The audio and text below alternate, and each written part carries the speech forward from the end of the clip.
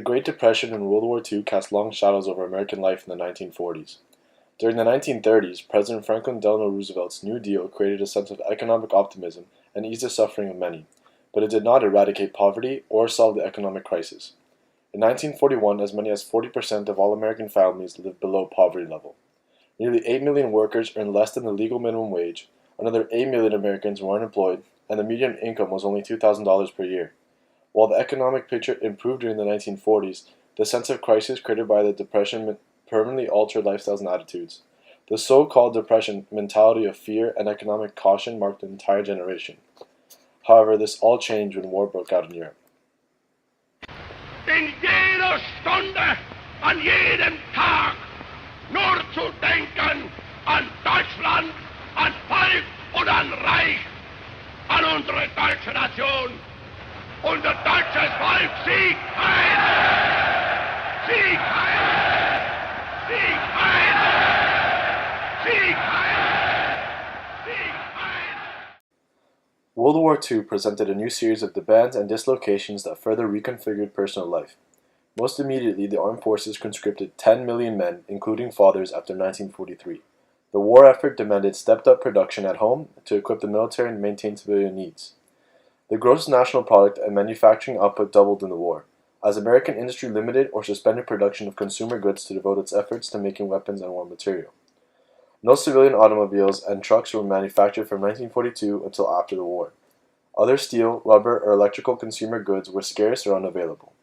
Government entered people's daily lives, raising taxes, rationing scarce commodities, controlling prices, and allocating labor for military and civilian production, even restricting where individuals lived or worked. The government used propaganda to convince as many citizens as it could to join in on the war effort. More men and women are urgently needed now to help fill increased orders for propellers that will fly the planes of invasion. You can back your men in service too.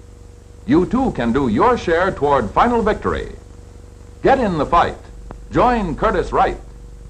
The successive crisis of the Depression and the war created a greater egalitarianism in Americans' concepts of gender roles.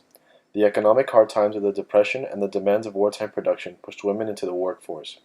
The Depression forced many wives and mothers to find ways to supplement their reduced family incomes, but government pronouncements and policies reinforced the ideology of the traditional family.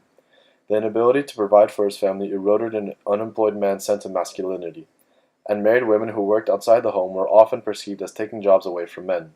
As a result, women faced job discrimination. This situation changed dramatically with the employment opportunities presented by World War II.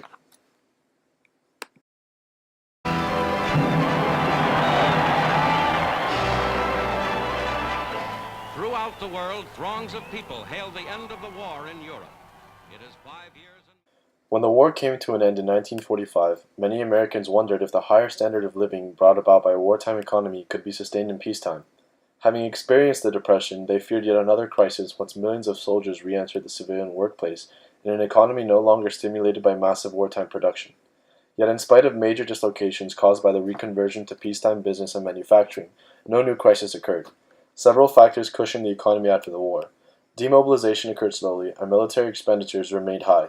During the war, Americans had saved billions of dollars, which they spent on new homes and newly available cars and appliances once the war ended. While wartime profits gave businesses money to invest in plants and equipment for civilian production. The United States was the only major industrial nation to emerge unscathed from World War II, and American loans to war-torn European nations gave these countries funds to purchase American-made goods. The Servicemen's Readjustment Act of 1944 gave veterans 1 year of unemployment compensation, financial assistance for job training and education, and low-interest loans to buy homes, farms, and businesses. This aid to veterans and their families, known as the GI Bill of Rights, helped nearly 1/4 of the population and further stimulated the economy. The late 1940s marked the beginning of the Cold War. Fear of communism manifested itself in the red baiting that began in 1946 and in a policy of containment directed at the Soviet Union. Post-war politics generated serious concerns about global security. Once the United States dropped atomic bombs on Hiroshima and Nagasaki, the world entered the nuclear age. The United States and the Soviet Union stared at one another with fear and hostility. The Cold War began to chill the nation, creating a profound insecurity about the future. As Dean Acheson said in 1947, the nation must be on permanent alert.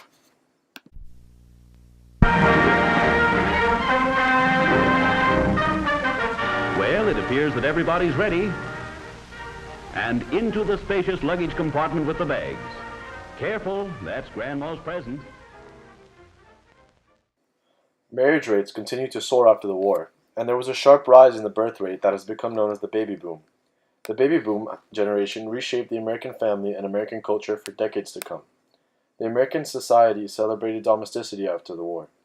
The average American family had a ranch or split-level house, a car, and about 2.5 children. The ideal of the good life was represented by a full-time wife and mother who had shiny new appliances in her kitchen, and a husband and father who was the sole breadwinner.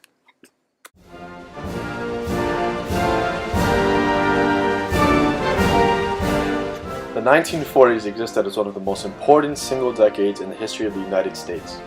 It established America's prominence throughout the world for years to come. The decade was one of great suffering, but also one of great prosperity.